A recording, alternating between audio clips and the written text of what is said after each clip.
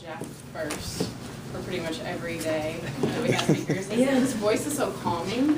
I feel like for those evaluators and speakers that come after Jeff, it's just like, just kind of listen, and blood pressure comes down really good. So I love listening to Jeff speak, so well done. Thank you.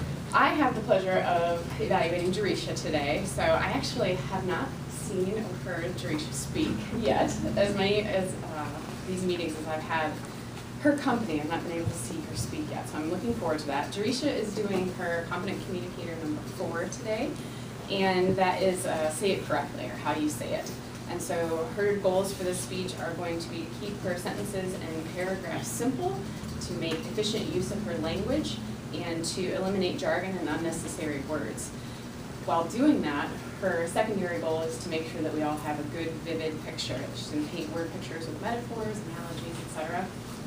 And for the topic today, she is going to talk about her first year as a freshman in corporate America and how building relationships with those around her within her company have mattered. And so a lot of us have heard that it's not what you know, it's who you know. And I challenge us to take that one step further in understanding it's not who you know, but it's who knows you. So Jereshia is going to speak to us about networking and her first year in corporate America. Her speech for the timer is 5 to 7 minutes today. Please welcome Jereshia.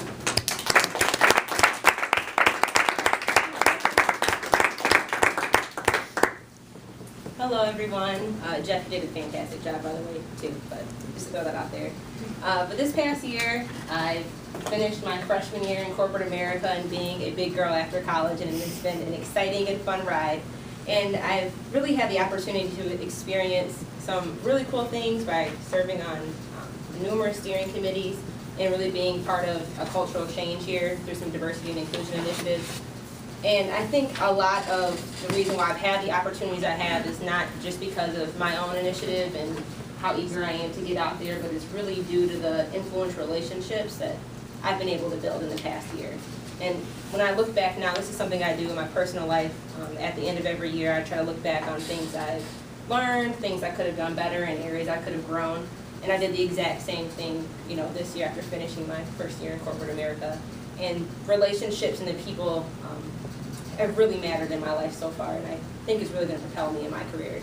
But the 3 main things that I really got out of this past year is that the people you spend your time with largely determines the opportunities that are available to you, what really the key to networking is, and just the value of maintaining those relationships that you have. So again, to start off, is the people you spend time with largely determines the opportunities you have available to you is something that I really do believe in and has really been real for me in my life, and just understanding the power of people. That, opportunities aren't floating in the sky like clouds, they really are attached to individuals, and being able to connect with individuals will help you open those doors and help create opportunities for you. But it's kind of, as Jeff mentioned before, it's really the people that make your experience. They can make you feel engaged and involved and really supported in an environment, or they can make you hate your experience and not like your job and make you not want to come to work every day, or dread having to clock in at 8 and waiting for that clock to hit 4 o'clock. So being around good and positive people really can make your experience. And I know they've said it before, people don't quit companies, they quit people. So I really do believe that, and it's something that's been real for me in the past year. And another lesson that I've kind of learned, I learned this as a child. My grandma always used to bicker at me saying, be careful, your class by the company you keep. And I always took it in a really negative light because she didn't like some of the girls I hung out around with, and I guess they were a little too bratty or too snotty or didn't listen to their parents as well as she thought they should. But it's something, as I grew older, it's a positive thing too. If you surround yourself by these fantastic, amazing, and great people, that you'll start to be associated with that, and it really does have an impact on your life. Next for me was really the key to networking is to stop, networking. And I naturally do not have a problem with going up and speaking to anybody at any given time, regardless of who you are or where we are, for individuals who don't know me. But I know everybody doesn't have that natural tendency to want to meet and connect with other individuals. And I think sometimes people get shy of networking because, it doesn't seem real, it doesn't seem authentic, it just, you know, it's scripted and structured, and this is what you're supposed to say, and here are the 5 top things you got to do when networking. And I think that's where people go wrong. People are really hungry for those real and genuine relationships and those genuine conversations, and they want to get to know you, not what Forbes told you to say, you know, the 5 things you need to do while networking. So really being yourself and being authentic has paid dividends for me. It's kind of hard for me not to like hold back my personality, but I think we all need to let that unleash. And you really can form some amazing connections when you're just real. And another thing that I've really taken away, and I think sometimes we do this when networking, is we check people's titles or positions to see whether or not we should be talking to them.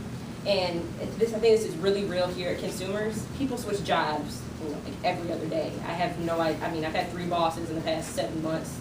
You know, people switch jobs really, really often. So immediately when I got here, I never really focused on looking at someone's title to determine whether or not they were worth my time or it was worth building that relationship. And because you never know where somebody can end up, so it's not really a good judgment tool. But I look at everyone really as a new opportunity. You never know who you can learn from and what somebody's past is or what experiences they've gone through. So I really look at connecting with people as an opportunity. And kind of like a little fortune cookie, you never know what the little thing is going to say, but it always surprises you. And that's just kind of really how I look at networking. But I guess just overall, as far as making sure you're not networking, some tips that I've been able to, you know, collect over the last year is, you know, be selective but be authentic, stay focused but be open to opportunities because you never know who you might meet, and just really put yourself in the most like target-rich area, and then just kind of go with the flow and just spend time with people you enjoy. And last but not least was really maintaining those relationships.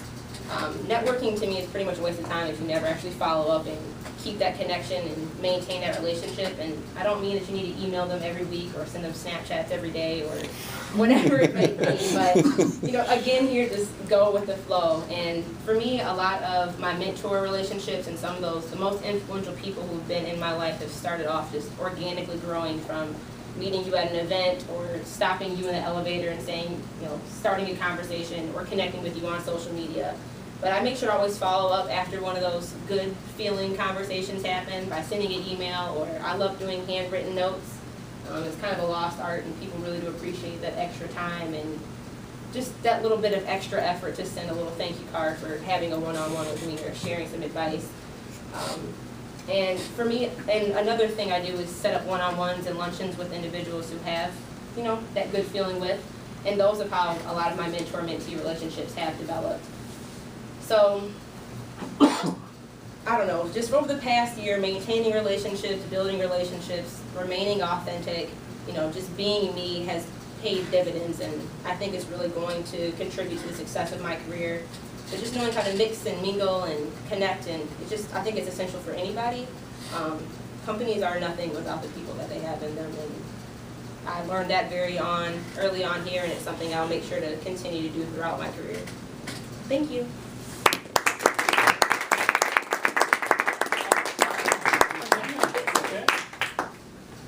All right, we're going to have another minute so people can fill out evaluations. So what is the #1 networking opportunity you've had in the past year? What sticks out in your mind is, I met so many people through this one thing. Met so many people. Yeah,